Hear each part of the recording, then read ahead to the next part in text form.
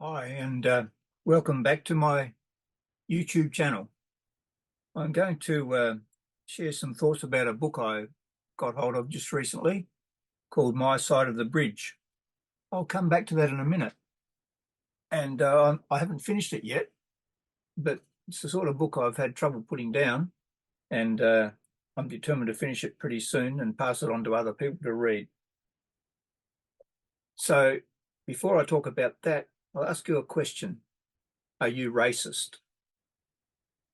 It's a challenging question, isn't it?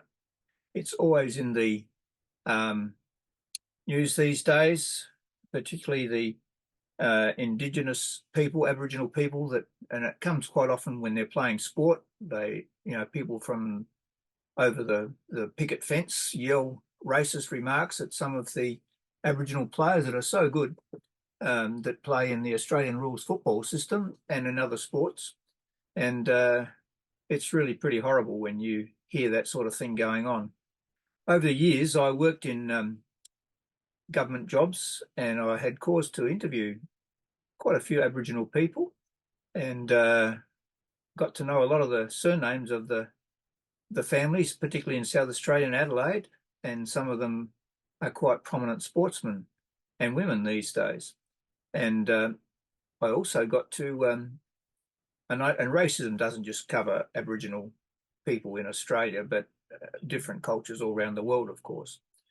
But I got to, when I got married, I lived up in Darwin, and I played in the Darwin Football League for the Parak Wanderers. I played for up in Darwin back in 1970, 71, and it was the most enjoyable season of football I ever played. And predominantly a lot of the guys in my team were Aboriginal guys, and some of them were local people that grew up in Darwin. Others of them came from Bathurst Island, which is across a little bit of a strait between Darwin and the island up north of Darwin. And some of those guys played for us as well. And a lot of these names of those people that I played with and their descendants are still quite famous today in Australian rules football. But I got a new appreciation getting to actually play footy with some of these guys and befriend them and appreciate their different personalities and attitudes. And it was an eye-opener for me because up until the time that I moved in those circles up there, I probably would have been a reasonably racist person. You sort of pick up bad habits when you are young, and you hear other people say things and you sort of catch on to that a bit. And so it was a really wonderful time for me to get to know my Aboriginal brothers playing footy up there. I call them brothers because I consider them brothers. And so I don't really have any racism in me anymore. And partly that's because of my experience of playing footy with some of those guys, but also my Christian values as well. You know, if you're a Christian, you're not racist. You shouldn't be. Anyway, the reason I'm telling you all this is this book I'm talking about, My Side of the Bridge. I think every South Australian person, every Australian person should read this book because it is a wonderful story. It's the story of the late Auntie Veronica Brodie, as told to Mary Ann Gale. And she was a wonderful lady. She's a little bit older than what I was, I suppose, but she grew up in Adelaide and around South Australia and in Aboriginal communities.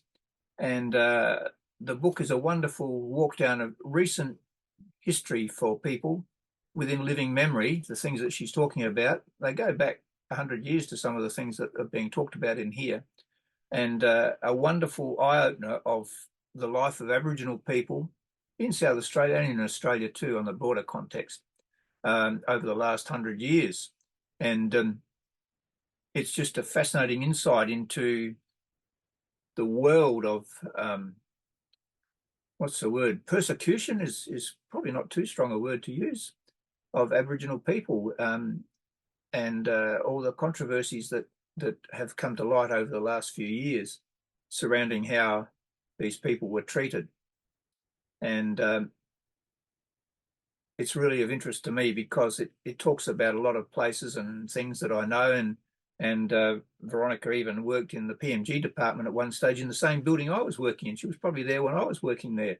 She was working as a telephonist at one stage. And there are other names of other people she's mentioned in the book that I did briefly meet. Some famous people they were in different roles that I had in Telecom Australia, which is now Telstra. Anyway, so what I'm trying to say is this book is a must read. It's a wonderful insight into Aboriginal life and the customs and beliefs and the different challenges that these people still face. I worked for Centrelink in Australia over the last few years of my working life, and I had cause to interview lots of Aboriginal young people and some older people and work with some. And that was a wonderful time of education for me. And so you should read this. That's what I'm trying to say. You'll learn a lot, and hopefully you'll have some understanding as to why Aboriginal people get so upset about things that we so-called white people don't understand, or we think they're trivial, but they're not. They're not. If you read this, you'll get an understanding of why there is so much angst and so much, I guess, outright bitterness and unforgiveness still held by some people of how they've been treated, and it's not without good cause, even though that's not the way to go. So I'm recommending it. My Side of the Bridge. Get hold of this book. We'll start. There's a little bit from the introduction here. I'll just read a bit off of the back of it. I want you to imagine your way back to the year of 1840 on the Port Adelaide River. Just think of what it would have looked like then. All the land along the coast to Outer Harbour and along the Port River was corner land. They called it Yurti Bulti. That's just a brief extract from the introduction. Veronica Brodie, an Aboriginal woman of Narragansett and Kaurna descent, grew up under the authority of the Aborigines Protection Board. She tells her story with humour and passion as she recounts the struggles of Aboriginal life, struggles that continue even today. This book is a testament to the rich and enduring journey of Auntie Veronica's life, which saw her rewarded by NAIDOC as an Aboriginal Elder of the Year in 2001. She's since passed on. There is an epilogue at the back written by the author about her passing. She died in 3rd of May 2007 and was born in 1941. And I'll just read a couple of things here from the back, just to whet your appetite about racism. I'm going to put some links underneath where I've spoken about my experiences playing football up in Darwin on my blog. I'll put some links underneath, and you'll see some photographs of my life up there when we first got married. I was just interrupted by a phone call then, and I was trying to find what I was going to read to you anyway. I'm going to take the time to read a couple of pages from towards the end of this book, the last chapter of this book, or the second to last chapter, and just to give you some sort of an insight and Veronica's thoughts on the way forward and all that sort of thing. So just bear with me, and I'm going to read to you a little bit now, and encourage you to get hold of this book and read it, particularly if you're Australian, South Australian particularly. I just so identify with so much of this book because I've grown up in the same area and can identify with so much of it. So here we go. I'm just reading what Veronica's saying here. This is on page 186 of her book, if you want to know. We had become conditioned and we had started to believe that we were second-rate citizens. When we entered the theatre in those days, they'd say, at the back, not at the front. So it was like South Africa was with its apartheid regime until recently. We didn't question it. We'd go and sit up in our little box at the back. Same with the train and the bus. So when you get on the train or bus today, where do you go and sit? You sit at the back. It's become a natural response because we were brainwashed to comply with these rules. It was a terrible thing that Aboriginal people had to live and survive under a cruel, heartbreaking regime. Would white people have survived if they had been forced to endure what they made us go through?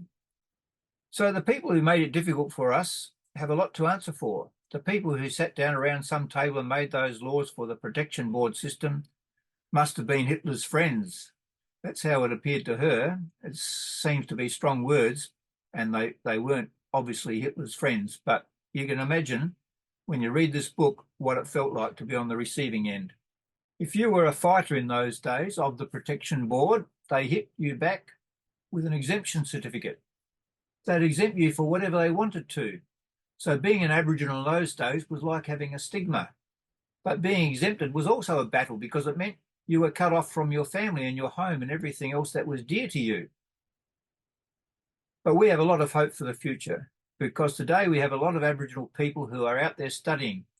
We've also got a number of Aboriginal lawyers who have come through the university system, as well as a number of medical doctors. It's great because we're looking at young Aboriginal people now who want to get their degrees or their doctorates in whatever different areas they are studying. Aborigines are finally fighting back by getting themselves educated.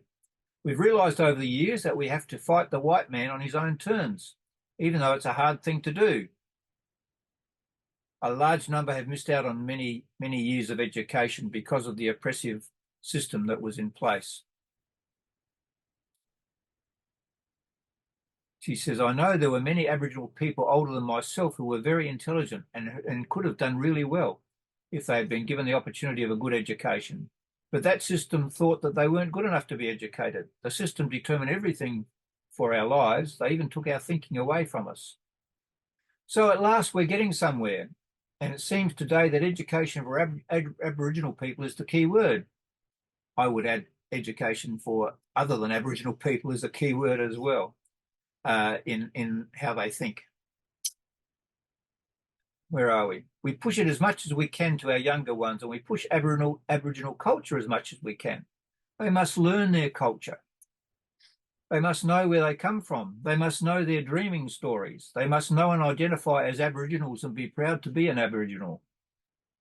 I always say that I'm proud. I'm proud of what I am and of what I've been able to achieve in my life. And I'm very proud of my colour. No one can knock me off for my colour. Racism doesn't hurt me, but I hate the word and I hate what I hear about racism. Sometimes I hear these people ringing up on talkback radio and complaining about their Aboriginal neighbour next door. I can remember people maybe doing that. Maybe it's not so prevalent now, but it probably was. They say things like, no, we don't want them living anywhere near us. And you also hear of people taking up petitions where they don't want Aboriginal people or organisations establishing themselves in premises on their street. Why? Because they're racist. They are the ones who just like to stir the pot when other people talk of reconciliation.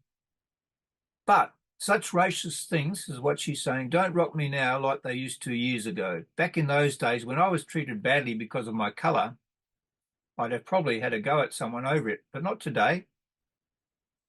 Now I feel sorry for the person who has got any racism in him or her, because I think society is like the piano. It's got black and white keys.